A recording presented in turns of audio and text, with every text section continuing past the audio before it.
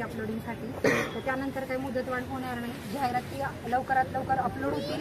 त्यानंतर पुढच्या आठवड्यामध्ये आम्हाला प्राधान्यक्रम देण्यासाठी टॅब उपलब्ध होणार आहे.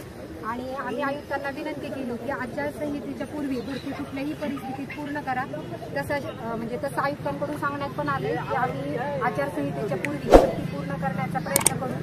मी सर्व अभियोजकधारकांना एकच विनंती करेल की आता या भरतीमध्ये कोणीही कुठले अडथळे न आणता, कोणीही याच्यामध्ये अडचणी निर्माण न करता ही भरती सुरळीतपणे पार पाडून द्यावी ही मी सर्वांना विनंती करते.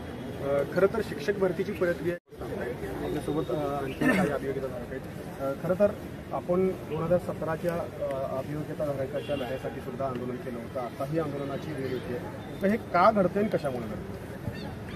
आंदोलनाची नेमकं वेळ येणं काळाची गरज नाहीये, पण मुळामध्ये शिक्षक भरतीच्या जाहिराती अगोदर येत नाहीत आणि परीक्षा अगोदर होते, नंतर जाहिराती येतात. त्यामुळे वारंवार जो काही आंदोलनाचं पवित्र आहे ते घ्यावं लागते. आणि सध्याच्या स्थितीला असं वाटतं की आयुक्त साहेबांशी गेल्या 8 दिवसापासून आंदोलन सुरू आहे. सगळे त्या ठिकाणी आपलं शिष्टमंडळ जाते, अभियोग्यताधारक जातात, भेटतात, भेटीगाठी होतात, बोलतात. त्यावरनं एक लक्षात येतं की पुढील 8 दिवसामध्ये शिक्षक भरतीच्या जाहिराती बी येतील आणि पसंतीक्रम पण सुरुवात होईल. आणि आचारसंहितेच्या अगोदर ज्या काही जाहिराती आहेत त्या संदर्भामध्ये शिक्षक भरती कशी कंप्लीट होईल या दृष्टिकोनातून प्रशासनाची पावलं उचलली जात आहेत.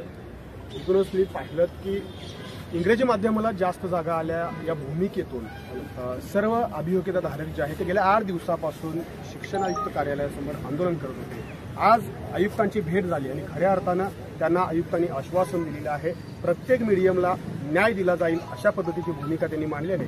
या ठिकाणी बीएड असोसिएशन संघटनेच्या वतीने हे आंदोलन स्थगित करण्यात आलं आहे. यानंतर ही भरती प्रक्रिया कधीपर्यंत पूर्ण होते हे पाहणं तितकंच महत्त्वाचं असणार आहे.